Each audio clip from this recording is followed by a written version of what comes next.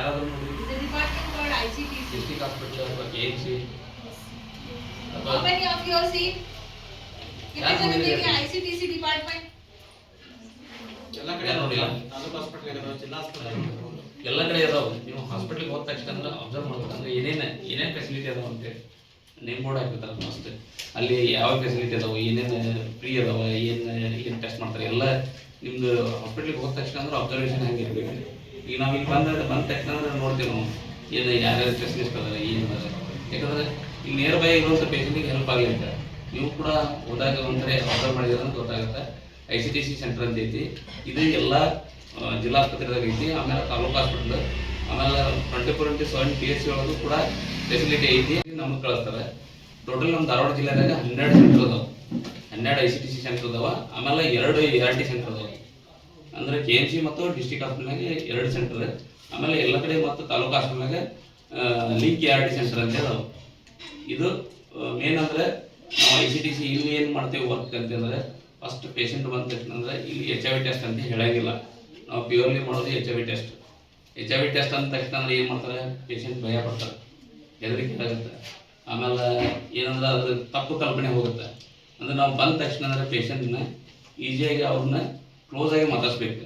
ಅಂದರೆ ಅವ್ರ ಸಮಸ್ಯೆ ಏನು, ಅವ್ರ ಹೆಸರು ಏನು, ಅವ್ರ ಅಡ್ರೆಸ್ ಏನು ಎಲ್ಲ ನಾವು ಬರಿತಾ ಕೇಳಿದರೆ ಹೇಳಂಗಿಲ್ಲ. ಯಾಕಂದ್ರೆ ಡಾಕ್ಯುಮೆಂಟ್ ಮಾಡಿ ಎಲ್ಲರೂ ಕಳಿಸ್ತಾರೆ ಅಂತೇಳಿ. ಅವ್ರ ಜೊತೆಗೆ ಏನಂದ್ರೆ ಸೂಕ್ಷ್ಮತೆಯಿಂದ ಮಾತಾಡಿ ಅವ್ರಿಗೆ ಏನು ಸಮಸ್ಯೆ ಐತಿ, ಅವ್ರಿಗೆ ಏನಂತೆ ಫ್ರೀ ಟೆಸ್ಟ್ ಕೌನ್ಸಿಲಿಂಗ್ ಅಂತ ಮಾಡ್ತೀವಿ ನಾವು. ಕೌನ್ಸಿಲಿಂಗ್ನಾಗ ಫ್ರೀ ಟೆಸ್ಟ್ ಕೌನ್ಸಿಲಿಂಗ್ ಅಂತೀವಿ. ಫ್ರೀ ಟೆಸ್ಟ್ ಕೌನ್ಸಿಲಿಂಗ್ನಾಗ ಏನೇನು ಇನ್ಫಾರ್ಮೇಷನ್ ಕೊಡ್ತೀವಿ ಅಂದರೆ ಅವ್ರಿಗೆ ಅವ್ರದ್ದು ಹೆಸರು ಅಡ್ರೆಸ್ಸು ಫಸ್ಟ್ ಕೇಳ್ತಾ, ಆಮೇಲೆ ವರ್ಕ್ ಏನು ಮಾಡ್ತಾರೆ ಅದೆಲ್ಲ ಕೇಳ್ಕೊಂಡು ಏನು ಮಾಡ್ತೀವಿ, HIV ಬಗ್ಗೆ ಇನ್ಫಾರ್ಮೇಷನ್ ಕೊಡ್ತೀವಿ. HIV ಒಳಗೆ ಏನಂದರೆ HIV ಹೆಂಗೆ ಬರುತ್ತೆ ಇದು. ಯಾಕಂದರೆ ಪ್ರತಿಯೊಬ್ಬರು ಒಂದೊಂದು ತಪ್ಪು ಕಲ್ಪನೆ ಐತಿ. ನಮ್ಮ ಪೇಷಂಟ್ ಹೇಳ್ತಾರೆ, ಅವಾಗ ನಾವು ಅವ್ರಿಗೆ ಸರಿ ಮಾಡ್ಬೇಕಂದ್ರೆ ಹಿಂಗೆ ಬರುತ್ತೆ ಅಂತೇಳಿ ನಾವು ಅವ್ರಿಗೆ ತಿಳುವಳಿಕೆ ಕೊಡಬೇಕು. ಅವಾಗ ನಾವು ಪ್ರೀ ಟೆಸ್ಟ್ ಕೌನ್ಸಿಲಿಂಗ್ ಏನು ಮಾಡ್ತೀವಿ, ರೂಟ್ ಆಫ್ ಟ್ರಾನ್ಸ್ಮಿಷನ್ ಅಂದರೆ ರೂಟ್ ಆಫ್ ಟ್ರಾನ್ಸ್ಮಿಷನ್ 4 ಇರೋದು. ಅಂದರೆ ನಿಮ್ಗೆ ಗೊತ್ತಿದ್ದೈತಲ್ಲ ರೂಟ್ ಆಫ್ ಟ್ರಾನ್ಸ್ಮಿಷನ್. ಯಾರು ಗೊತ್ತಿದ್ದಾರೆ ಹೇಳ್ತೀನಿ ಹೇಳ್ರಿ. ತಪ್ಪು ಹೇಳಿದ್ರು ನಡೀತೈತಿ. ನಿಮ್ಗೆ ಏನು ತಿಳ್ಕೊಂಡ್ರೆ ಅದನ್ನ ಹೇಳಿದ್ರು ನಡೀತೈತಿ. ಇಂಟರಾಕ್ಟ್ ಅಂದರೆ ನಾವು ಹೇಳೋದಷ್ಟೇ ಕೇಳೋದಿಲ್ಲ. ಈಗ ನಾವೇನು ಮಾಡ್ತೀವಿ ಅಂದರೆ ನೀವು ಮಾತಾಡಿದರೆ ನೀವು ಎಷ್ಟು ನಿಮ್ಗೆ ಅರ್ಥ ಮಾಡ್ಕೊಳತ್ತೀರಿ ಅಂತೇಳಿ ನಮ್ಗೆ ಅರ್ಥ ಆಗುತ್ತೆ. ನಿಮ್ಗೆ ಏನು ಗೊತ್ತೈತಿ, ಒಂದು ಇದು ಗೊತ್ತಿದ್ರೆ ಒಂದು ರೂಟ್ ಆಫ್ ಟ್ರಾನ್ಸ್ಮಿಷನ್ ಅದನ್ನಷ್ಟೇ ಹೇಳಿ. ಯಾರಿಗೇನು ಗೊತ್ತೈತಿ? ಹಾಂ, ಓಕೆ. ನೆಕ್ಸ್ಟ್ ಸೆಕ್ಸುವಲ್ ಟ್ರಾನ್ಸ್ಮಿಷನ್, ಮತ್ತೆ ನೀಡಲ್ ಸ್ಟಿಕ್, ಮತ್ತೆ ಈ ಕ್ಯಾಂಪಿಂಗ್ ಒಂದು ಆಮೇಲೆ ಮಾಡ್ತೀವಿ. ಮಾಡ್ತೀವಿ. ಮತ್ತು ಇನ್ನೊಂದು ಮೊದಲು ಕ್ಯಾರಿ ಅಂದರೆ 4 ಟ್ರಾನ್ಸ್ಮಿಷನ್ ಅಂದರೆ ಏನಂದರೆ ಒಂದು ಹೆಟ್ರೋಸೆಕ್ಸುವಲ್ ಅಂತ ಕರಿತೀವಿ. ಅಂದರೆ ಸೆಕ್ಸುವಲ್ ಕಾಂಟ್ಯಾಕ್ಟಿಂದ ಒಂದು ಬರುತ್ತೆ. ಅದನ್ನು ಬಿಟ್ಟರೆ ನೀಡಲ್ ಸಿರಿಂಜ್ ಏನಾದರೂ ಇವು ನಾವು ಯೂಸ್ ಮಾಡಿದ್ರೆ ನಾವು ರಿಪೀಟ್ ಯೂಸ್ ಮಾಡ್ತೀವಲ್ಲ ಅವಾಗ ಕೂಡ ಬರುವಂಥ ಸಾಧ್ಯತೆ ಐತಿ. ಆಮೇಲೆ ಬ್ಲಡ್ ತೊಗೊಳೋದ್ರಿಂದ ಅಂದರೆ ಇನ್ಫೆಕ್ಟೆಡ್ ಬ್ಲಡ್ ನಾವು ಹಚ್ಕೊಂಡ್ರೆ ಅವಾಗ ಕೂಡ ಬರುವಂಥ ಸಾಧ್ಯತೆ ಐತಿ. ಇದು 4 ರೂಟ್ ಬಿಟ್ಟರೆ ಬೇರೆ ಇದರಿಂದನೂ ಬರೋಕ್ಕೆ ಚಾನ್ಸ್ ಇಲ್ಲ. ಇದನ್ನು ನಾವು ಅವ್ರಿಗೆ ಸ್ಪಷ್ಟತೆಯಿಂದ ಹೇಳಬೇಕು. ಅಂದರೆ ಅವ್ರು ನೆಕ್ಸ್ಟ್ ಲೈನಿಗೆ ಹೋದಾಗ ಹೇಳ್ತಾರೆ ಅವರು, ಅಂದ್ರೆ ಅವ್ರ ರಿಪೋರ್ಟ್ ಮೇಲೆ ಅವರೇ ಹೇಳ್ತಾರೆ ಇದು ಈ 4 ರೂಟ್ ಬಿಟ್ಟರೆ ಬೇರೆ ಇದರಿಂದನೂ ಬರೋಂಗಿಲ್ಲ ಅಂತ ಅವ್ರಿಗೆ ಸ್ಪಷ್ಟವಾಗಿ ಹೇಳಿದಾಗ ಅವ್ರಿಗೆ ಅರ್ಥ ಆಗುತ್ತೆ. ಅವ್ರು ಏನಂದ್ರೆ ರಿಸ್ಕ್ ಇದ್ರೆ ಅವ್ರು ಹೇಳ್ತಾ ಹೋಗ್ತಾರೆ. ಅಂದರೆ ರಿಸ್ಕ್ ಏನಾರ ಇತ್ತು, ಸೆಕ್ಸುವಲ್ ಕಾಂಟ್ಯಾಕ್ಟ್ ಆಗಿತ್ತು, ಅಥವಾ ಬ್ಲಡ್ ಹಾಕ್ಸ್ಕೊಂಡಿದ್ದೆ, ಅಥವಾ ನೀಡಲ್ ಸ್ಟಿಕ್ ಯಾರೋ ನೀಡಲ್ ಯೂಸ್ ಮಾಡಿದ್ರು ಅದೆಲ್ಲ ನಮ್ಗೆ ಹತ್ರ ಹೇಳ್ತಾ ಹೋಗ್ತಾರೆ. ಅದಕ್ಕೆ ನಾವು ಪ್ರೀ ಟೆಸ್ಟ್ ಕೌನ್ಸಿಲಿಂಗ್ನಾಗ ಅವ್ರನ್ನ ಇಷ್ಟು ರೆಡಿ ಮಾಡ್ತೀವಿ.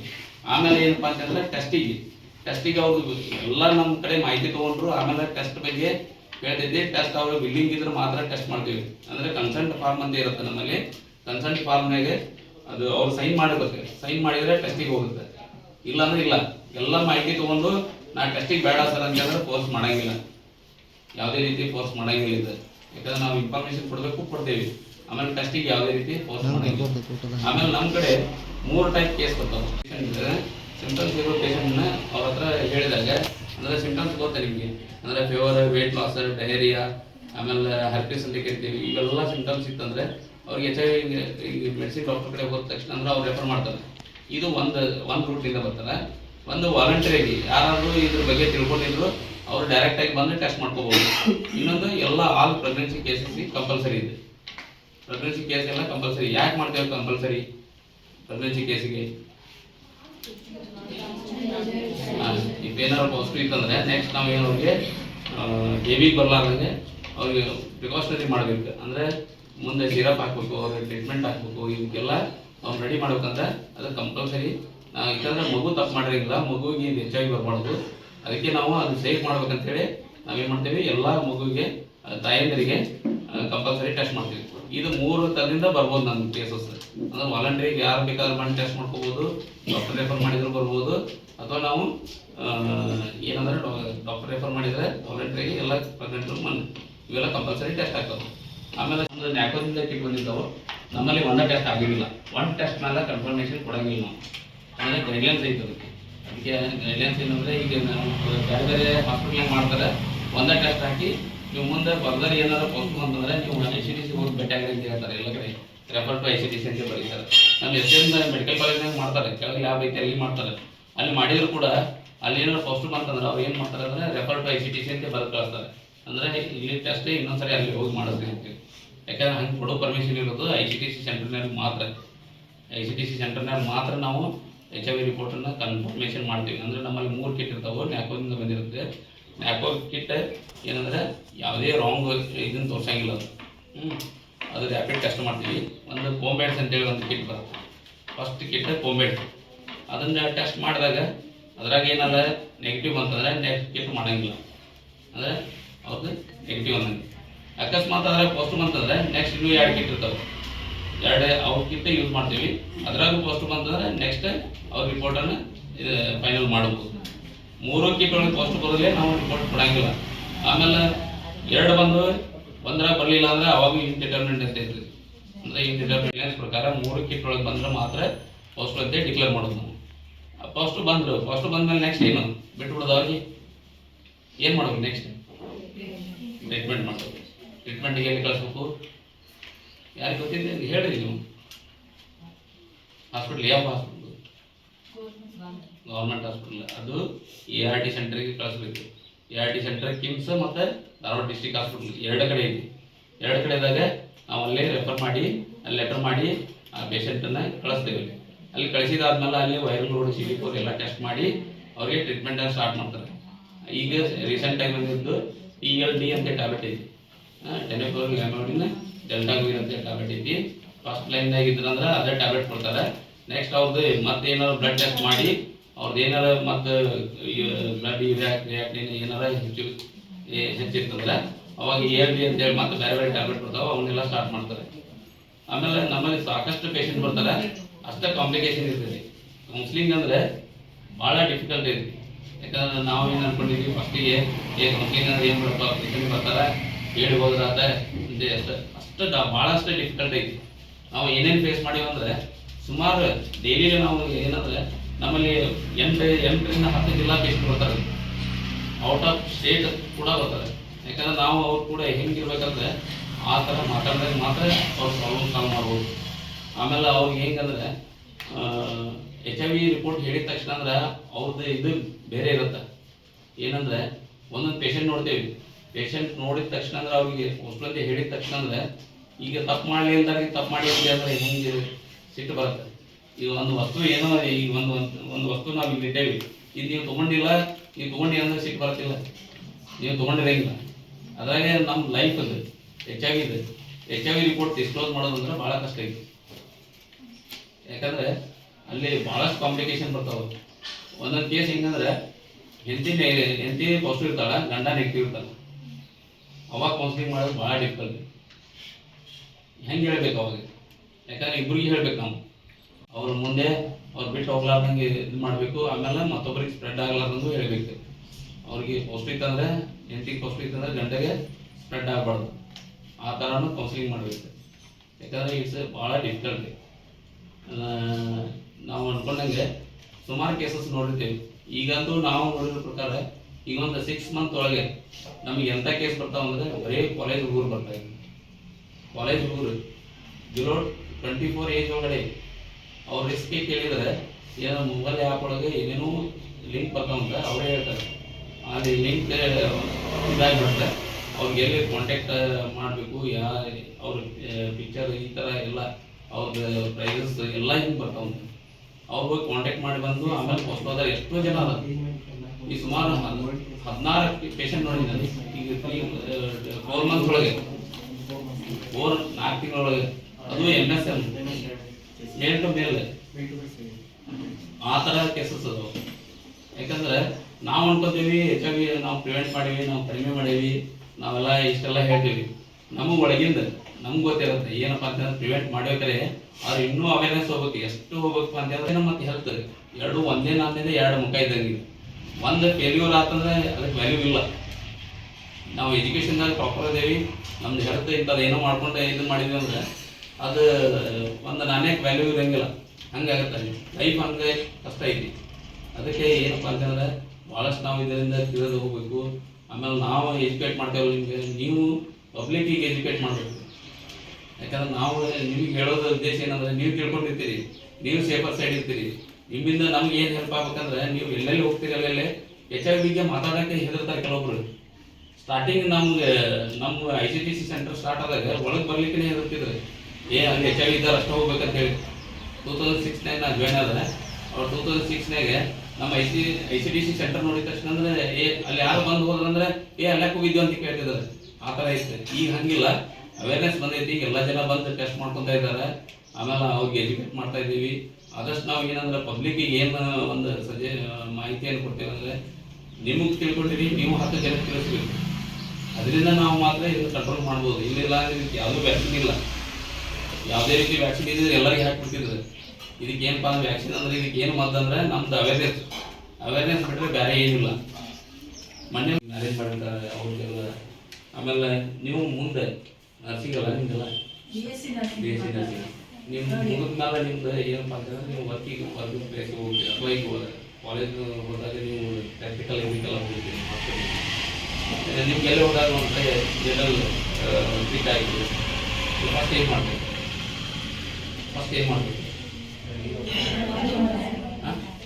ರನ್ನಿಂಗ್ ಟ್ಯಾಪ್ ಒಳಗೆ ಫಸ್ಟ್ ಮಾಡಿ.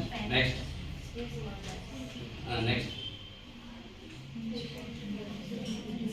ಪೇಷಂಟ್ ಪೋಸ್ಟು ಅದಕ್ಕೆ ನಿಮ್ಗೆ ಗೊತ್ತಿಲ್ಲ ಅನ್ನೊಂದು ಇಲ್ಲಿ ನೀರಲ್ಲಿ ಇಟ್ಟುವೆ ಅದು ಯಾರಂತೆ ಗೊತ್ತಿಲ್ಲ. ಅವಾಗ ಏನು ಮಾಡ್ತೀವಿ ಅವಾಗ ಫಸ್ಟ್ ಏನಂದ್ರೆ ಈಗೆಲ್ಲ ಆದ್ಮೇಲೆ ಈಗ ಆ್ಯನಿವರ್ಸರಿ ಎಲ್ಲ ಆದ್ಮೇಲೆ ಫಸ್ಟ್ ನಿಮ್ದು ಟೆಸ್ಟ್ ಮಾಡ್ಕೋಬೇಕು. ಯಾಕೆ ಮಾಡ್ಕೋಬೇಕು ಹೇಳಿ? ಅಂದ್ರೆ ನಾನು ಬಿಫೋರ್ ನೀಡಲ್ ಪ್ರಿಕ್ ಆಗೋಕ್ಕಿಂತ ಬಿಫೋರ್ ನಾನು ನೆಗೆಟಿವ್ ಅದೇನಂತೆ ತೋರಿಸ್ಲಿಕ್ಕೆ ಆ ರಿಪೋರ್ಟನ್ನು ಕಾಯ್ದಿರಬೇಕು. ಆಮೇಲೆ ನೆಕ್ಸ್ಟ್ 3 ಮಂತ್ಸ್ ವಿಂಡೋ ಪೀರಿಯಡ್ ಇರ್ತೈತೆ. ನಾನು 3 ಮಂತ್ಸ್ ಬಿಟ್ಟು ಮತ್ತೊಂದು ಸರಿ ಟೆಸ್ಟ್ ಆಗುತ್ತೆ. ಆಮೇಲೆ PEP ಡ್ರಗ್ ಇರ್ತೈತೆ. PEP ಡ್ರಗ್ಗೆ 24 ಅವರ್ಸ್ ಒಳಗಡೆ ತೊಗೋಬೇಕು. 24 ಅವರ್ಸ್ ಒಳಗಡೆ ನೀವು 24 ಅವರ್ಸ್ ಆದ್ಮೇಲೆ ತೊಗೊಂಡ್ರೆ ಏನೂ ಯೂಸ್ ಇಲ್ಲ. ಅದು 28 ಡೇಸ್. ಎಲ್ಲ ನಮ್ಮ ಹಾಸ್ಪಿಟಲ್ನಾಗ ನಾವು ಎಲ್ಲ ಕಡೆ ಇದ್ದೀವಿ. ಎಲ್ಲ ಗೌರ್ಮೆಂಟ್ ಹಾಸ್ಪಿಟಲ್ನಾಗ ಎಲ್ಲ ಕಡೆ ಅದಾವೆ. ನೀವು ಈಸಿಯಾಗಿ ನೈಟ್ ಹೋದ್ರೂ ಕೂಡ ಕೊಡ್ತಾರೆ. ನೀವು ಬೇರೆ ಇಲ್ಲ PLD ಆಗಿದೆ. PLD ನೀವು ಇಲ್ಲಿ ಕ್ಲಿಕ್ ಆಗಿದೆ ಅಂತ ಹೇಳಿ ಇಲ್ಲಿ ಕೊಡೋಂಗಿಲ್ಲ. ಪಟ್ನ ಹೋಗಿ ಸಿವಿಲ್ ಹಾಸ್ಪಿಟಲ್ನಾಗ ಒಂದು ಟ್ಯಾಬ್ಲೆಟ್ ನುಂಗ್ಬೇಕು ಫಸ್ಟ್. ಆಮೇಲೆ ನೆಕ್ಸ್ಟ್ ಕೊಡ್ತಾರೆ. ನೆಕ್ಸ್ಟ್ ಓಪನ್ ಇರುತ್ತೆ. ನೆಕ್ಸ್ಟ್ ನಿಮ್ಗೆ ಕಂಟಿನ್ಯೂ ಕೊಡ್ತಾರೆ. ನೀವು ಯಾವುದೇ ಹಾಸ್ಪಿಟಲ್ನಾಗ ವರ್ಕಿಂಗ್ ಮಾಡಿದ್ರು ನೀವು ಅಲ್ಲಿ ಫೆಸಿಲಿಟಿ ಇರುತ್ತೆ, ಅಲ್ಲಿರುತ್ತೆ, ನೀವು ತೊಗೋಬೋದು ಈಸಿಯಾಗಿ. ಆಮೇಲೆ 2 ಕಡೆ ಇರುತ್ತೆ, ಎಲ್ಲ ಕಡೆ ಇರ್ತೈತಿ. ಆಮೇಲೆ 28 ಡೇಸ್ ಕಂಟಿನ್ಯೂ ತೊಗೋಬೇಕು. ಹಾಂ ಒಂದೇ PLD ಒಂದೇ ಹಾಂ ಎರಡು ಇರುತ್ತೆ. ಒಂದೇ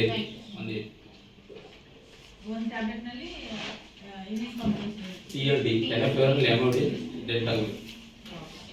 These are all antiviral drugs which are in a combination 1 tablet daily for 28 days. ಆಮೇಲೆ ನಿಮ್ಮ ಕಡೆಯಿಂದ ಏನಂತ ಅಂದರೆ ನೀವು HIV ಪೇಷಂಟ್ ಯಾರು ನೋಡಿರ್ತೀರಿ ಬರ್ತೀರಿ ರಿಪೋರ್ಟ್. ನಾನು ಸುಮಾರು ಕೇಸ್ ಎಲ್ಲ ಹಾಸ್ಪಿಟಲ್ನಾಗ ಇರ್ತಾರೆ, ಎಲ್ಲ ಕಡೆ ಬಂದು ತೋರಿಸ್ತಾರೆ. ನಿಮ್ಗೆ ಗೊತ್ತಿರ್ತಾರೆ, ಆದರೆ ಕನ್ಫರ್ಮೇಷನ್ ಆದಾಗ ಗೊತ್ತಾಗುತ್ತೆ. ಆದರೆ ಕೆಲವೊಂದು ಹಾಸ್ಪಿಟಲ್ನಾಗ ಏನು ಮಾಡ್ತಾರೆ, ಇಂಥ ಪೇಷಂಟ್ ಬಂದಂದರೆ ನಿಮಗೆ ಗೊತ್ತಿರಲಿಕ್ಕೆ ಜಸ್ಟ್ ಟಿಕರಿಂಗ್ ಮಾಡ್ತಾರೆ. ಈ ನಮ್ಮಲ್ಲೇ ಸ್ಟಿಕರಿಂಗ್ ಮಾಡ್ತಾರೆ. ಯಾಕಂದರೆ ಸ್ವಲ್ಪ ಯೂನಿವರ್ಸಲ್ ಪ್ರಿಕಾಷನರಿ ಅಂತ ಸ್ಟಿಕರಿಂಗ್ ಮಾಡಿದರೆ ಅಲ್ಲೇನಾದ್ರು ನೀವು ಬ್ಲಡ್ ತೆಗಿಲಿಕ್ಕೆ ಹೋದಾಗ ಅಥವಾ ನೀವು ಏನೋ ಇಂಜೆಕ್ಷನ್ ಕೊಡ್ಬೇಕಾದ್ರೆ ಸ್ವಲ್ಪ ಗ್ಲೌಸ್ ಯೂಸ್ ಮಾಡೋದು ಈ ಥರ ಎಲ್ಲ ಮೇಂಟೈನ್ ಮಾಡಬೇಕಾಗತ್ತೆ. ಆಮೇಲೆ ನಿಮ್ಮ ಕಡೆಯಿಂದ ಏನಾದ್ರು ಕ್ವಶನ್ಸ್ ಇದ್ರೆ ಕೇಳಿ. ಆಮೇಲೆ ಮುಕ್ತವಾಗಿ ಮಾತಾಡ್ರಿ, ಯಾವುದೇ ರೀತಿ ಏನೋ ಹೆದರಿಕೆ ಇಲ್ಲ, ಭಯ ಇಲ್ಲ. ಆ ಥರ ಮಾತಾಡಿದರೆ ನೀವು ಇನ್ಫಾರ್ಮೇಷನ್ ತಗೋಬೋದು. ಇಲ್ಲಪ್ಪ ನಾವಷ್ಟೇ ಮಾತಾಡಿದಂದ್ರೆ ನಾವಷ್ಟೇ ಮಾತಾಡಿರ್ತೀವಿ, ನಾವು ಹೇಳಿದಷ್ಟೇ ಕೇಳೋದಾಗುತ್ತೆ. ನಿಮ್ಗೇನೋ ಡೌಟ್ಸ್ ಇತ್ತು ಇಂಥದ್ದೇ. ಆಮೇಲೆ ನಾವು ಎಲ್ಲ ಕೌನ್ಸಿಲಿಂಗ್ ಮಾಡ್ತೇವೆ. ಪೇಷಂಟ್ ಹೆಂಗಿರ್ತಾರೆ ಅಂದ್ರೆ ಹಳ್ಳಿ ಪೇಷಂಟ್ ಕೆಲವೊಬ್ರು ಸಿಟಿಯಾಗಿದ್ದಾರೆ ಇರ್ತಾರೆ. ಇಲ್ಲ ಸರ್ ಅವನಿಗೆ ಯಾರೋ ಮಠ ಮಾಡ್ತಾರೆ ಅಂತ ಹೇಳ್ತಾರೆ, ಆ ಥರ ಇರ್ತಾರೆ. ಇಲ್ಲ ಸರ್ ದೆವ್ವ ಬಂದಿರ್ತಾನೆ, ಅದೆಲ್ಲ ಇರಲಿ, ಮೊದಲೇ ART ತೊಗೊಂಡು ಹೋಗಿ ART ಟ್ರೀಟ್ಮೆಂಟ್ ಮಾಡಿಸ್ರಿ ಅಂತ ಹೇಳ್ತೀವಿ ನಾವು. ಭಾಳ ಇದನ್ನ ಹೇಳ್ತಾರೆ. ಇಲ್ಲ HIV ಪೇಷಂಟ್ ನಮ್ಮ ಮನೆ ಬಾಜು ಇದ್ರಿ ಅವ್ರು ಹಗಲೆಲ್ಲ ನಮ್ಮ ಮನೆ ಕಡೆ ಕೂಡ್ತಿದ್ರೆ ನಮ್ಮ ಹಂಗಾಗಿ ಬಂದಿದ್ರಿ ಅಂತ ಹೇಳ್ತಾರೆ. ಅವ್ರದ್ದು ಇದನ್ನು ದಾರಿ ತಪ್ಪಿಸ್ಬಿಡ್ತಾರೆ ನಮಗೆ. ಆದ್ರೆ ನಾವು ಹೇಳಂಗಿಲ್ಲ, ಇದು 4 ರೋಡ್ ಬಿಟ್ಟರೆ ಬೇರೆ ಇದರಿಂದ ಬರಂಗಿಲ್ಲ ಅಂತ ಹೇಳ್ತೀವಿ ನಾವು. ಇದು ಸ್ಪಷ್ಟ ಇದೆ. ಹೇಳ್ರಿ, ಯಾರು ಒಬ್ರು ನಿಂತು ಹೇಳ್ರಿ, ಯಾವ್ಯಾವ ರೂಟ್ಸ್ನಲ್ಲಿ ಸ್ಪ್ರೆಡ್ ಆಗುತ್ತೆ HIV infection? Number 1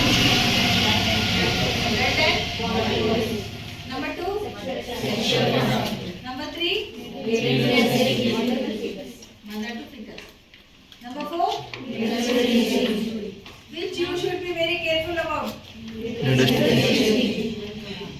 So you will be working in the hospitals, so you should be very careful about needle stick injury. And this prophylaxis, everyone knows what sir has said right now. Prophylaxis. अभी तुमना एक needle stick injury हुआ है. What will you do? क्या करते? हाँ, वो सब करते. What medication will you do take? 28 days, 1 tablet. Within 24 hours first dose. Then continue it for 28 days. Then repeat testing after 3 months. He will let you know about the test kit and everything related to the test. Sir, please. ಇದು ಮೆಡಿಸ್ಕ್ರೀನ್ ಅಂತ kit ಈಗೆಲ್ಲ private ಲ್ಯಾಬ್ನಾಗೆ ಟ್ರೈಡಾಟ್ ಅಂತ ಹೇಳಿ ಮಾಡ್ತಾರೆ. ಎಲ್ಲ general ಲ್ಯಾಬ್ನಾಗ ಯಾವ kit use ಮಾಡ್ತಾರೆ HIV the ನೋಡಿರಿ. ಜನರಲ್ ಲ್ಯಾಬ್ನಾಗ HIV ಟೆಸ್ಟ್ ಯಾವ್ದು ಮಾಡ್ತಾರೆ? ಲ್ಯಾಬ್ ಹೋಗಿಲ್ಲ, ಎಲ್ಲೂ ಲ್ಯಾಬ್ ಹೋಗಿಲ್ಲ. ನಾನು ಜನರಲ್ ಲ್ಯಾಬ್ನಾಗ ಎಲ್ಲ ಕಡೆ ಟ್ರೈಡಾಟ್ ಅಂತ ಕಿಟ್ ಮಾಡ್ತಾರೆ. ಬಟ್ ನಮ್ದು ಇದನ್ನ ನ್ಯಾಕೋ ಗೈಡ್ಲೈನ್ಸ್ ಪ್ರಕಾರ ಫಸ್ಟ್ ಕಿಟ್ ಮೆಡಿಸ್ಕ್ರೀನ್ ಅಂತ ಮಾಡ್ತೀವಿ, ಸೆಕೆಂಡ್ ಫಸ್ಟ್ ಕುಂಬೆಟ್ಸ್, second Mediscreen, third Tridot. 3 kit ಮಾಡ್ತೇವೆ ನಾವು. ಫಸ್ಟ್ ಕಿಟ್ನಾಗ ಪಾಸಿಟಿವ್ ಬಂದ್ರೆ ಅಷ್ಟೇ ಸೆಕೆಂಡ್ ಥರ್ಡ್ ಹಾಕ್ತೇವೆ, ಇಲ್ಲ ಅಂದ್ರೆ ನಾವು ಹಾಕೋದಿಲ್ಲ. ಈಗ ಏನಾಗೈತಿ ಮೆಡಿಸ್ಕ್ರೀನ್ಯಾಗ first HIV and syphilis both ಎರಡು ಟೆಸ್ಟ್ ಆಗ್ತಾವ. ಒಂದ ಕಿಟ್ನಾಗ 2 ಟೆಸ್ಟ್ ಆಗ್ತಾವ. ಈಗ ನಾನು ಇದು ಮುಗಿದ್ಮೇಲೆ ಯಾರು ಇಂಟ್ರೆಸ್ಟ್ ಇದ್ದು ಮಾಡಿಸ್ಕೋಬಹುದು. ಯಾರು ಇಂಟ್ರೆಸ್ಟ್ ಇದ್ದು ಮಾಡಿಸ್ಕೋಬಹುದು. ವಾಲಂಟಿಯರ್ ಏನು ಇದಿಲ್ಲ. ನೀವು ಹೊರಗಡೆ ಹೋದ್ರೆ 350 rupees ಐತೆ. It can be a record for you to just say that you are not HIV positive, so that when in future you are going to hospitals, that time if you get any needle stick injury and that time you need a test, private test they will ask. You can get it done free of cost here. ನೀವು bank ಹೋದ್ರೆ 350 ಇದೆ, ನಮ್ಮಲ್ಲಿ free ಮಾಡ್ತೇವೆ ನಾವೆಲ್ಲ. ಇದು syphilis ಮತ್ತೆ HIV ಇದೆ, ಒಂದೇ ಕಿಟ್ನಾಗ ಬಂದದ ಟೆಸ್ಟ್ ಮೆಡಿಸ್ಕ್ರೀನ್. ನಮ್ದು ಏನಪ್ಪ ಇದೈತೆ ಅಂತಂದ್ರೆ ಫಸ್ಟ್ ಕಿಟ್ ಇದೆ ಕುಂಬೆಟ್ಸ್ ಮೆಡಿಸ್ಕ್ರೀನ್ ಹಾಕ್ತೀವಿ ನಾವು. ಇದ್ರೊಳಗೆ ಪಾಸಿಟಿವ್ ಬಂದ್ರೆ ಅಷ್ಟೇ ನೆಕ್ಸ್ಟ್ ಸೆಕೆಂಡ್ ಥರ್ಡ್ ಹಾಕ್ತೀವಿ. ಅಕಸ್ಮಾತ್ ಮುಗಿದ್ರೆ ಪಾಸಿಟಿವ್ ಬಂದ್ರೆ ಅಷ್ಟೇ ನಾವು ಪಾಸಿಟಿವ್ ಕೊಡ್ತೀವಿ. ಇಲ್ಲ ಅಂದ್ರೆ ಒಂದನೇದಾಗ ಪಾಸಿಟಿವ್ ಬಂದ್ರೆ, ಎರಡನೇದಾಗ ನೆಗೆಟಿವ್ ಬಂದ್ರೆ, ಮೂರನೇದಾಗ ಪಾಸಿಟಿವ್ ಬಂದ್ರೆ ಕೊಡೋದಿಲ್ಲ. ಅದು ಇಂಡಿಟರ್ಮಿನೆಂಟ್ ಅಂತ ಹೇಳ್ತೀವಿ. ಇಂಡಿಟರ್ಮಿನೆಂಟ್ ಮೀನ್ಸ್ 3 to 6 months ಬರ್ಲಿಕ್ಕೆ. 3 ತಿಂಗಳು 3 ರಿಂದ 6 ತಿಂಗಳು ಬಿಟ್ಟು ಬರ್ಲಿಕ್ಕೆ ಟೆಸ್ಟ್ ಮಾಡ್ಲಿಕ್ಕೆ. ನೀವು ಈಗ ಯಾರಿಗೆ ನಿಮ್ಗೆ ಟೆಸ್ಟ್ ಮಾಡಿಸ್ಕೊಡ್ತೀವಿ ಮಾಡಿಸ್ಕೊಡೋದು ಟೆಸ್ಟ್ ಮಾಡ್ತೇನೆ ನಾನು. ಯಾರಿಗೆ ಮಾಡಿಸ್ಕೊತಿದ್ರೆ volunteer ಮಾಡಿಸ್ಕೊಡ್ಬೋದು. Now we were learning about HIV and AIDS. What is the full form? Human immunodeficiency virus. What does it do? It acts on the immune system and it will cause decrease in the immunity.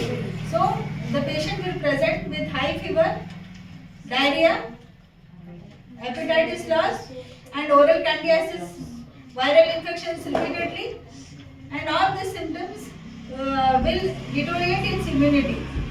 Once the immunity is down, he will be having other infections. Candidiasis is the most common infection. In females, it can be white discharge. In males, it can be discharged from the urinals. So you have to be very careful about these symptoms. Whenever you see someone with chronic diarrhea, then ask them to get this HIV test done. It is done in ICTC. What is ICTC? From that time we are hearing ICTC. What is it? Integrated Counseling and Testing Center. This is available in all the government hospitals. In Dharwad it is in civil hospitals, and in Hubli it is in KIMS hospital. And also all taluka hospitals it is present. And in SGM there is a ICTC center also, wherein both of our colleagues do this ICTC testing. And what is NACO? National AIDS Control Organization. It is working for the decreasing this HIV rates. Why you people are called here is that because at this age you all should be aware about this, so that you can spread this message to the people who are not aware about it. Something that handshaking may cause HIV. Can that cause HIV? No. And then for some people who are having HIV, they want to have some intimate relationship, like just hugging or kissing. Does that spread HIV? Yes. You are right. So it doesn't spread by handshaking, kissing, hugging. It spreads by only 4 routes. Who will tell me now? One of you should stand up and tell. That time only I will be satisfied that this event will be successful. Come on, who will tell me? One of you. Yes, come on. Very good. Claps for them. Blood and body fluids? Yes. Yes. Yes. Thank you very much for coming here.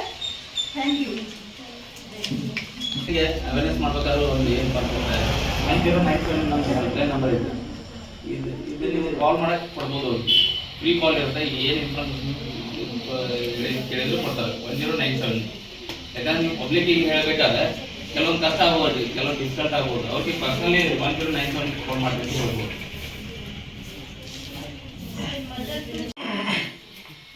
HIV AIDS patient care ಮಾಡೋಕ್ಕೆ ನರ್ಸಸ್ಗೆಲ್ಲ ಭಯ ಆಗುತ್ತೆ. ನಿಮ್ಮ suggestion in case ಯಾವ್ದಾದ್ರು HIV AIDS patient ಸಿಕ್ತಪ್ಪ ಅಂದರೆ ಅವ್ರು ಮುಟ್ಟೋದಕ್ಕೂ ಭಯ ಆಗುತ್ತೆ. ನಿಮ್ಮ ಸಜೆಷನ್? ಫಸ್ಟ್ ಹೇಳ್ಬೇಕಂದ್ರೆ HIV ಪಾಸಿಟಿವ್ ಅಂತ ಗೊತ್ತಾಗೋದು ಅವ್ರಿಗೆ ಅವ್ರು ಟೆಸ್ಟ್ ಆದ್ಮೇಲೆ.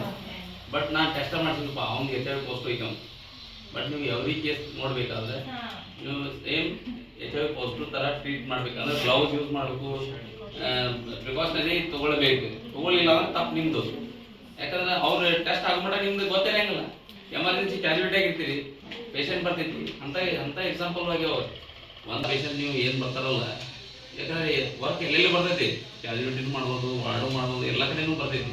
ನೀವೇನಂದ್ರೆ ಸೇಮ್ ಟ್ರೀಟ್ ಮಾಡಬೇಕು. ಯಾಕಂದ್ರೆ ನಿಮ್ಮದು ಪ್ರೊಸೀಜರ್ ಏನಿರುತ್ತೆ, ಗ್ಲೌಸ್ ಹಾಕೋಬೇಕು, ಬ್ಲಡ್ ಡ್ರಾ ಮಾಡ್ಬೇಕಾದ್ರೆ ಅವೆಲ್ಲ ಯೂಸ್ ಮಾಡೋದು ಬೆಟರ್, ಪ್ರಿಕಾಷನರಿ ತೊಗೊಳೋದು ಬೆಟರ್. HIV ಪಾಸಿಟಿವ್ ಇದ್ದಾರೆ ಅಂತ ಅಷ್ಟೇ ಅಲ್ಲ, ಕೆಲವೊಂದು SPC ಪಾಸಿಟಿವ್ ಪೇಷಂಟ್ ಅದೇ ನೀವು ಪ್ರಿಕಾಷನ್ ತೊಗೊಂಡೆ ಇದು ಯೂಸ್ ಮಾಡ್ಕೊಬೇಕು ಅಷ್ಟೇ. ನಾವು HIV ಪಾಸಿಟಿವ್ ಅಂತ ಅಷ್ಟೇ ಹೇಳಿದ್ವಿ. ಅವಾಗ HIV ಪೇಷಂಟ್ ಪ್ರತಿ ಪೇಷಂಟ್ ಹಾಗೆ ನೀವು ಟ್ರೀಟ್ ಮಾಡ್ತೀವಿ.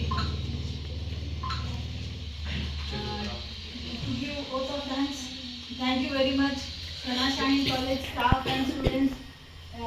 We are very thankful from behalf of our staff and the hospital, Dr. Kittur Ryan General Hospital. Hope this awareness program will be helpful for all you people, and you will remember what has been taught here. Thank you very much. Left hand, fourth finger. Left hand fourth finger ತೊಗೋಬೇಕು. Right hand ತೊಗೋಬೋದಲ್ಲ, left hand ತೊಗೋಬೋದು. Right ತೊಗೋಬೋದು, right hand ತೊಗೋಬೋದು. ಅದೊಂದು ಅರ್ಥ. ಮತ್ತು ಊಟ ಮಾಡೋಕೆ ಇಲ್ಲ, left hand fourth finger is better.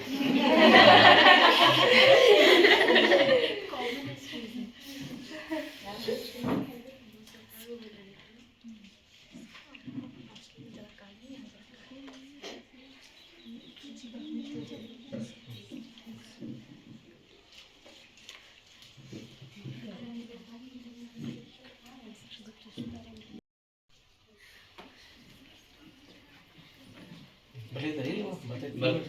Two minutes time. Next time ಬರ್ರಿ.